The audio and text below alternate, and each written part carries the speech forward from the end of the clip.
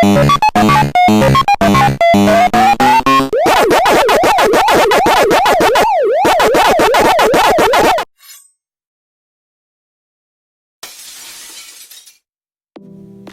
unboxing natin ngayong 2021.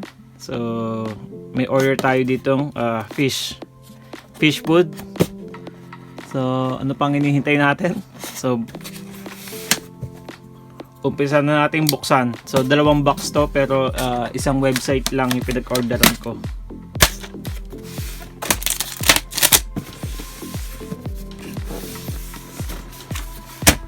Nag-deliver mismo yung owner ng website, kasi nga sobrang lamig dito, winter, kaya hindi pwedeng ipa-ship. Pero panghuli natin itong bubuksan. Unahin na natin itong mas malaki.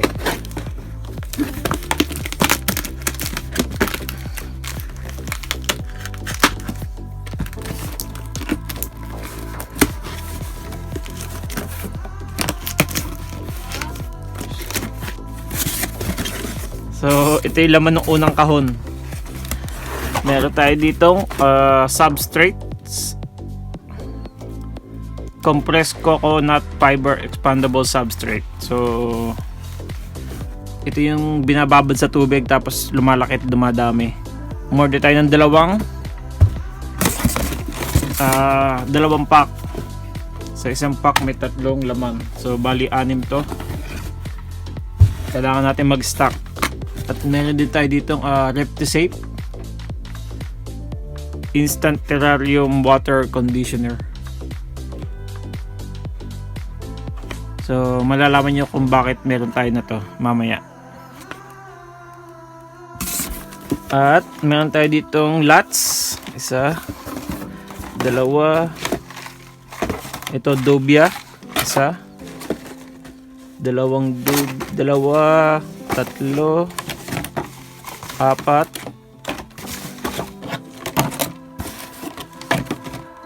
at ilang dubya to? 5 dubya at 7 lots at isang buffalo worm na may kasamang crickets. So ito yung ginagamit ko sa mga slings.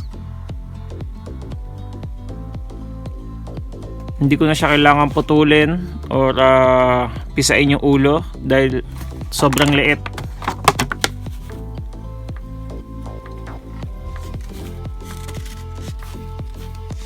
Ganyan, ito na yung pinakamalaki niya.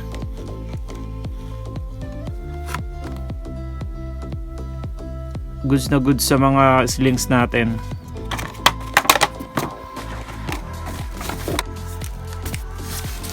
Nasaan ang biyak? Bukasan ito. Ito naman ang buksan natin. Itong nasa styro. Parang matagal-tagal na rin nung huling unboxing ko .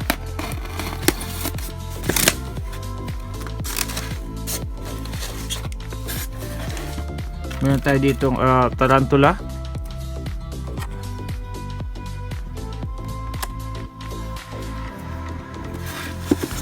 At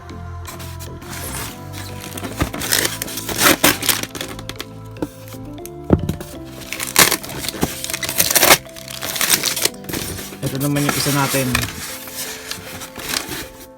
Ang Pacman frog.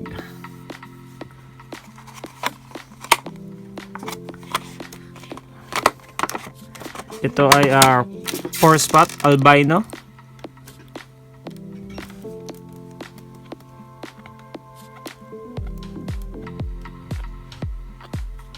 Itong tarantula na lang at itong Pacman frog ang i-house natin. So mag-set lang tayo ng enclosure para sa kanila. Ito yung ginawa kong enclosure para dito sa abicularia natin. Enclosure siya ng dating terrestrial, pang mga terrestrial ko. ito yung time na nag-uumpisa pa lang ako gumawa ng acrylic enclosure, kaya medyo madungis pa yung vent holes nya, up and down, tigkabilaan. Tapos naglagay lang ako ng cork bark pataas dahil ang abicularia ay mga arboreal, sila ay mga New World tarantula. Ang abicularia ay native sa Costa Rica, Brazil at ibang part ng Southern Caribbean. So ito yung ating abicularia. Yung seller sabi unsex daw to, pero nung nag-send kasi sila ng ventral photo, so na-confirm ko na female. Pero dalawa yung sinet niya sa akin isang female at isang male, pero ang tingin nila ang gender ang benta nila. So pag nag-adult to, saka na tayo maghanap ng male, baka kasi mauna pang mamatay yung male at mag-mature agad. Yung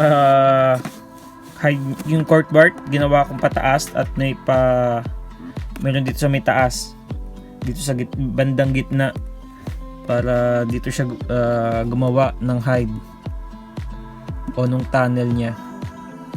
So para pag bubuksan natin tong enclosure, hindi natin masira yung ginawa niyang webbings.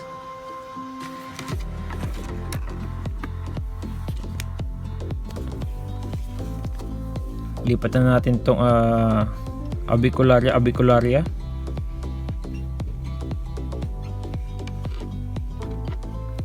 Mga docile to, para mga Caribena versicolor, abicularia metallica, Iberapora dipersipes. Ito yung mga kapatid niya or pinsan siguro. So, ito yung water dish niya, talagyan na ng kandila.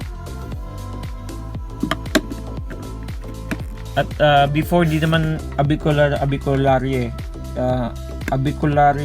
bulfina auxerier nung 1871, dahil nag-research ako kanina bago ko ilipat to.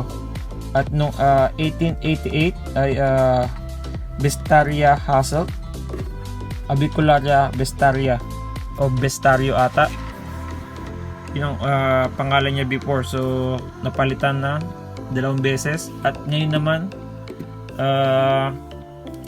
alam ko hindi na abicularia morph na ata, tapos may number siya ng 1 to 6, pero ang abicularia ay napunta sa abicularia M1 or morph 1. Yun ang pagkakaintindi ko.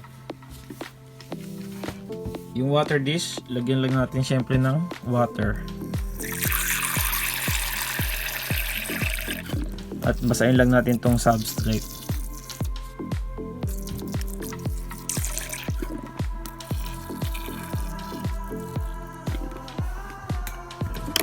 So tapos na tayo dito sa ating tarantula.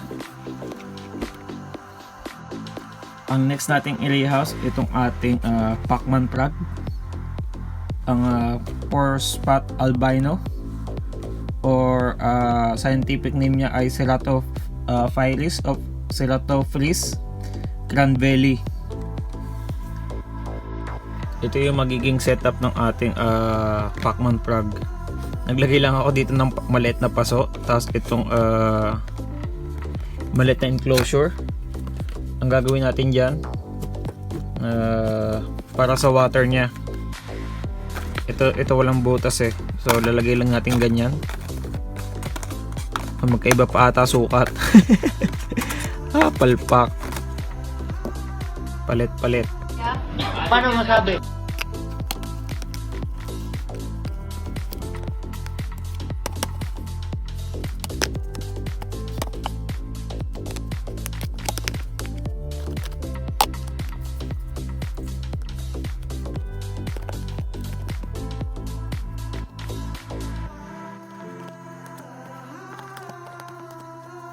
ito na yung setup ng ating Ceratophilus cranvelli. Isa siyang terrestrial na palaka, kokak. So meron tayo ditong hindi naman water dish, parang lubluban lang niya. So dinikit ko tong isa na to para ito na lang ang tinatanggal natin. Ayan. At naglagay din ako ng paso at cork bark at moist tong substrate nya. Ito yung dahilan kung bakit tayo may rectisape. Kailangan natin to para sa Pacman plug natin dahil hindi naman sila umiinom ng water by they don't drink what puta gago, hindi naman sila umiinom ng water by mouth. Ina-absorb ng skin nila yung mga water source. So mas okay na safe yung water na nasa substrate natin at dun sa may water dish or parang mini pool nya. So ito yung bottle natin para sa rectisape. Ito ay 250 ml. Sa 250, dalawang patak ng rectisape. 1 2. So kung 1 liter, bali 8 patak.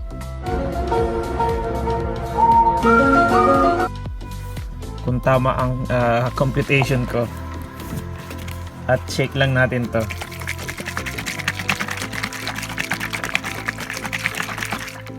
Ayan. So safe na rin yung Pacman plug natin. Pwede natin siyang ilipat dito sa enclosure. So lagyan natin ng water na may rectisape.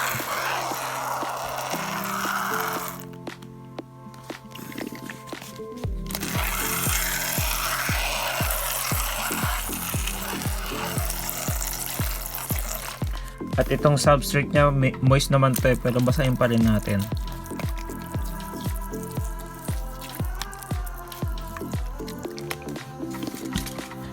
At make sure na paghahawakan itong Pacman plug nyo, bagong hugas yung kamay nyo. Kasi nga na-absorb ng skin nila yung dumi o yung moist sa kamay natin. So ang gagawin ko, rectisape, water na may rectisape. Ayan. Para safe siya. So pwede natin siyang hawakan. Uy. Lalalala.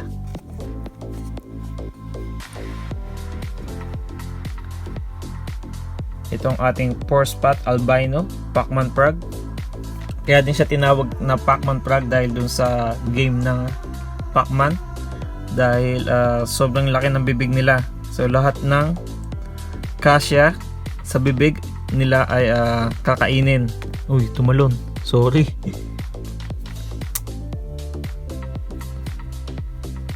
Ayan. Sila ay mga nocturnal o mas active sila sa gabi.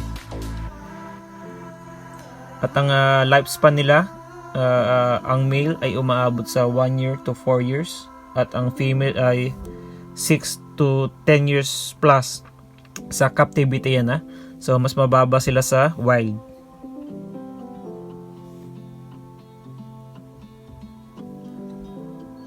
Hindi kita yung pagkapula ng kanyang mata, so hayaan na natin.